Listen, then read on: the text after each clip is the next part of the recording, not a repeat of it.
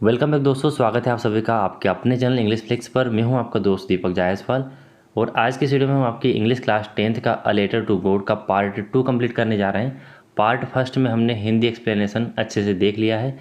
यदि आप इस पार्ट पर डायरेक्टली आ गए हैं पार्ट 2 पर, तो इसके पहले आप पार्ट 1 देखें, तभी आपको आगे का लेसन समझ में आएगा कि हम ये क्यों पढ़ने जा रहे हैं। नहीं तो आपको लेसन समझ में नहीं आएगा।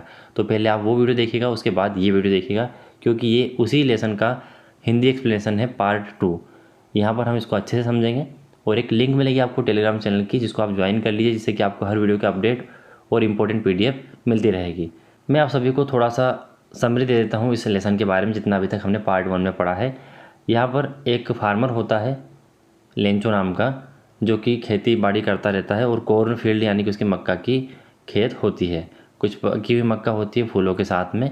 तो यहाँ पर उसका घर भी एक घाटी वाले एरिया में है, यानी वैली वाले एरिया में है, जहाँ से नदी को और खेतों को आसानी से देखा जा सकता है। और अब जो धरती जहाँ पर ये रह रहा है, वहाँ पर कुछ ही पानी की आवश्यकता है, यानी कि ये चाहता है कि थोड़ी बारिश हो जाए, या तो हेवी बारिश हो जाए या फिर कुछ ही बारिश हो जाए, जिससे कि इसकी फसल अच्छे से हो जाए। तो ये इस स्थिति में बाहर जाता है और देखता है कि हाँ पानी आने वाला है, अपने घर में सूचना देता है और थोड़ी देर बाद बारिश होने लगती है। आफ्टर देन हवा बहने लगती है तेज़ तेज़ और फिर हेल स्टोन्स जो है वो गिरने लगते हैं, यानी कि ओले गिरने लगते हैं, जिससे कि इसकी फसल पूर्ण रूप से बर्बाद हो जाती है। इसके बाद में ये कहता है कि हमारे पास अब खाने को कुछ भी नहीं है, हमें पूरे वर्ष भूखा रहना पड़ेगा और हमारी हेल्प करने को अब कोई नहीं है। और ये जो रात जब ये बारिश हुई थी, ओलावृष्टि हुई थी, ये उनके लिए बहुत ही दुख भरी बीती है। इतना अभी तक हमने इस लेसन में देखा है। अब आगे हम इस लेसन में देखने जा रहे हैं। आप पहला वाला पार्ट देख लीजिएगा, आपको अच्छे से समझ में आ जाएगा। और यदि आपके कोई सवाल है तो आप मुझसे कमेंट बॉक्स में पूछ सकते हैं। प्ले लिस्ट में हर चीज़ आपको अपडेट होकर मिल जाएगी। हमने ओरल कंप्रहेंशन चेक तक कंप्लीट किया था, जिसमें कुछ क्वेश्चन थे, यानी कि यहाँ तक। अब हम आगे बढ़ते हैं। But in the hearts of all who lived in that solitary house in the middle of the valley there was a single hope, help from God.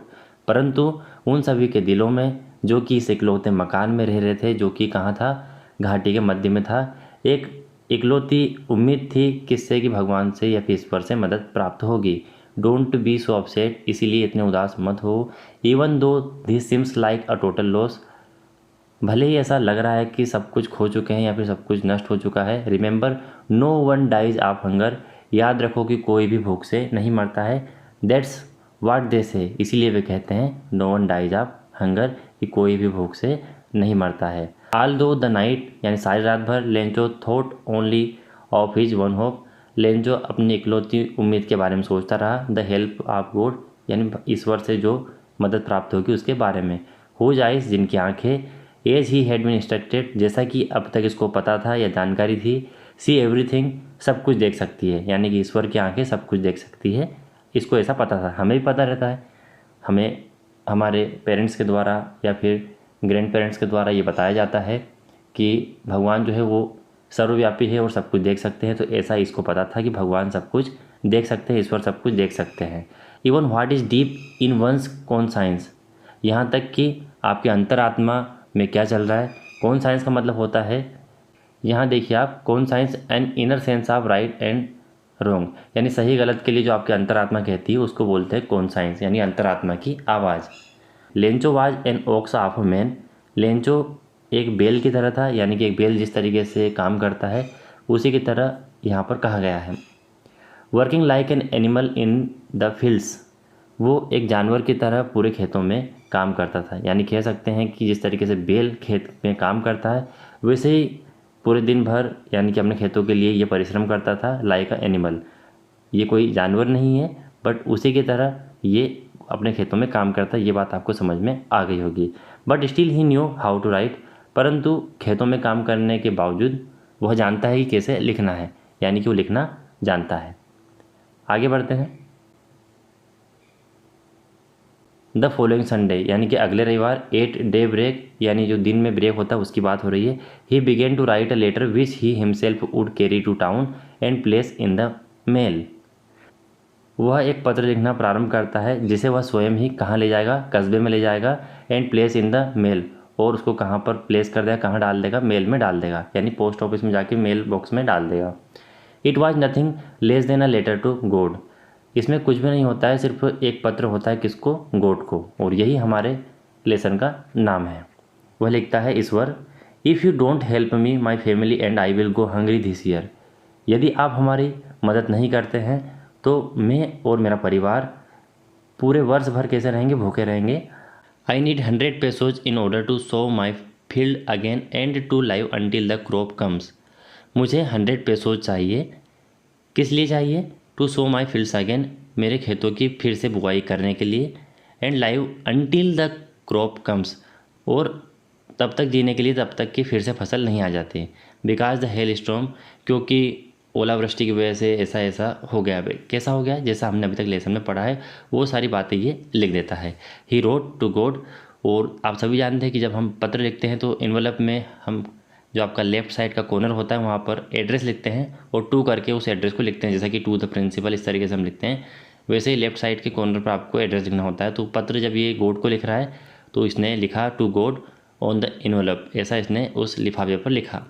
Put the letter inside and still troubled, उसने letter को अंदर डाल दिया किसके, envelope के, और अभी भी ये परेशान है।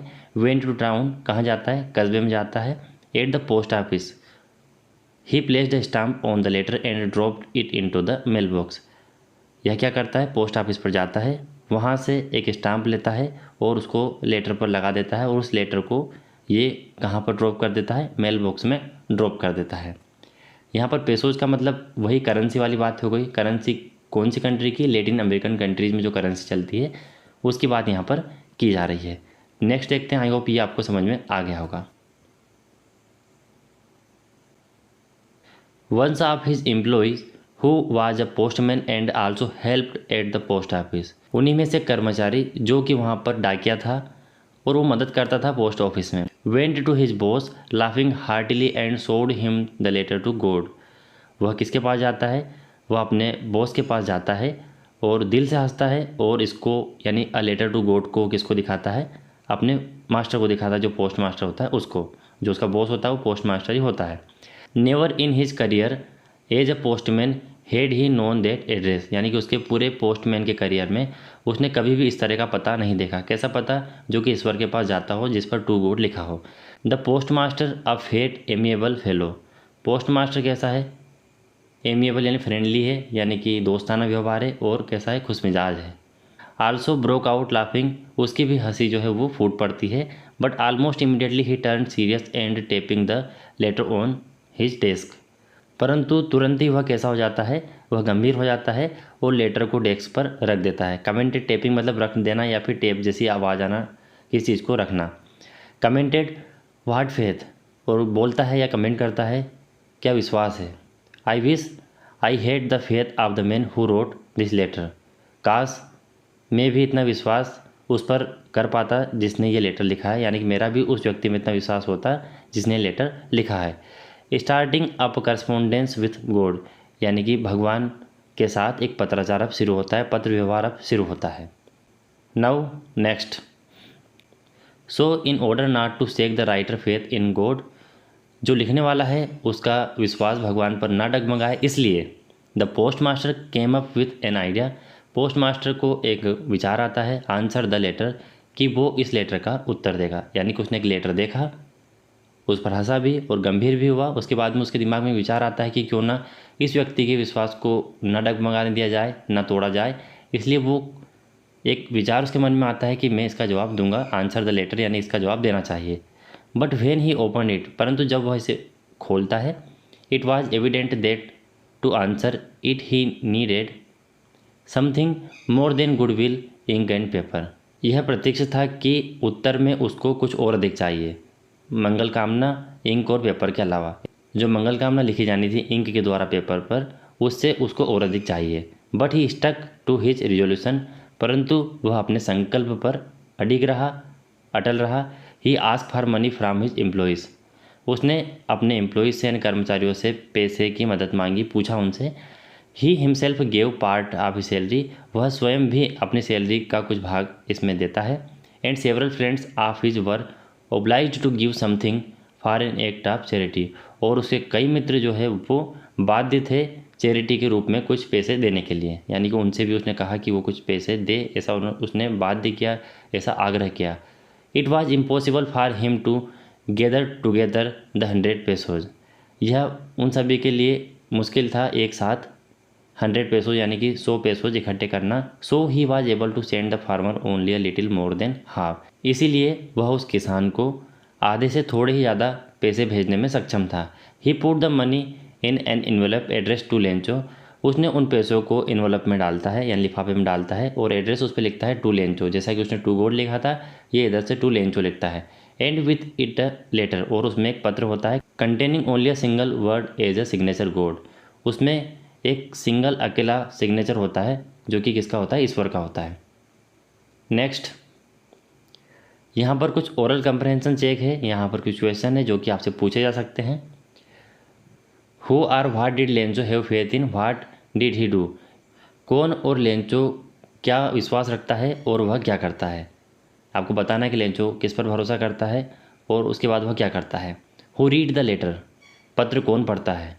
What did the post master do then, और उसके बाद में पोस्ट मास्टर क्या करता है, यानी कि लेटर कौन पढ़ता है तो आप जानते हैं पोस्ट मास्टर, और पोस्ट मास्टर क्या करता है तो वो अपने कलीग से यानी कि एम्प्लॉय से बोलता है और साथ में अपने कुछ दोस्तों से भी ओब्लाइज करता है कि वह चैरिटी के रूप में कुछ पैसे दे, और उन पैसों को वो लिफाफे में पैक करके टू लेंचो के एड्रेस पर भेज देता है।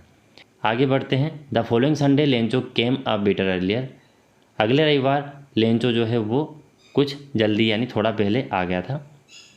Then usual to ask if there was a letter for him, और क्यों आया था, सामान्य ऐसा पूछने के लिए क्या उसके लिए कोई पत्र था। It was the postman himself who handed the letter to him while the post master. यह एक डाकिया था जो स्वयं उसके हाथों में लेटर देता है, पत्र देता है, जबकि पोस्ट मास्टर वहीं पर था, यानी पोस्ट मास्टर के रहते हुए भी डाकिया जो है खुद उसके हाथ में लेटर देता है।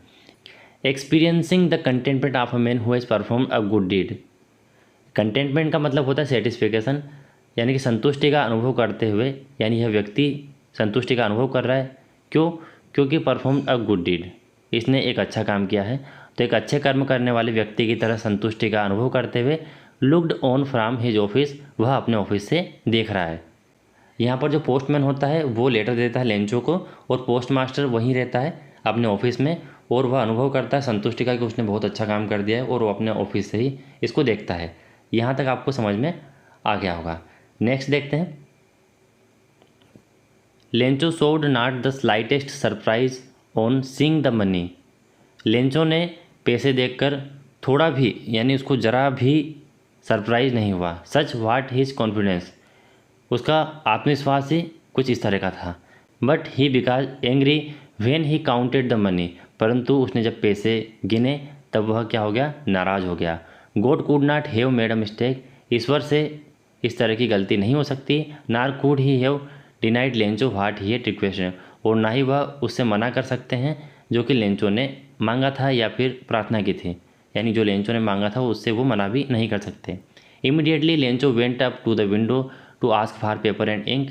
तुरंत ही लेंचो जो है वो विंडो के पास जाता है पोस्ट ऑफिस की, और वहाँ पर पेपर और इंक के लिए पूछता है। On the public writing table he started to write, और पब्लिक राइटिंग टेबल जो होती है वहाँ पर वो उस पेपर पर लिखना चालू कर देता है।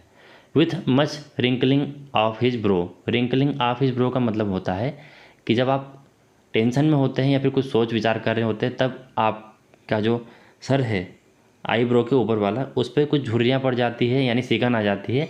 तो जब सोच विचार या फिर गहन चिंतन करते हैं तब रिंकलिंग ऑफ हिज ब्रो यानी माथे पर जो सिकन होती है, काफ़ी सोच विचार करते हैं, उस तरह की बात यहाँ पर हो रही है। Caused by the effort he had to make to express his idea, और इस तरह की सिकन इसलिए आती है क्योंकि वह अपने विचारों को व्यक्त करना चाहता है। इसी प्रयास के कारण जो है उसके माथे पर इस तरह की सिकन दिखाई दे रही थी। When he finished he went to the window, जब उसने समाप्त कर लिया लिखना वह विंडो पर जाता है। बाय स्टाम्प, एक स्टाम्प खरीदता है। विच ही licked and then affixed to, जिसको वह चाट कर या फिर थूक लगाकर फिक्स करता है।